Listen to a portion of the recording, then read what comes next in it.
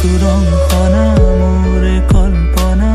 সুৰৰে নদী সাগৰলে বৈ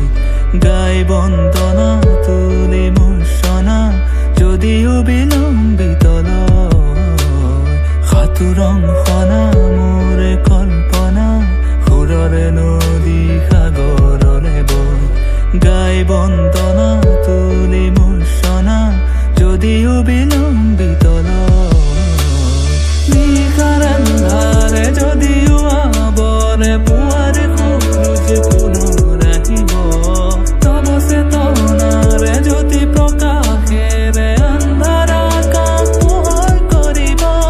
চেতনাৰ জ্যোতি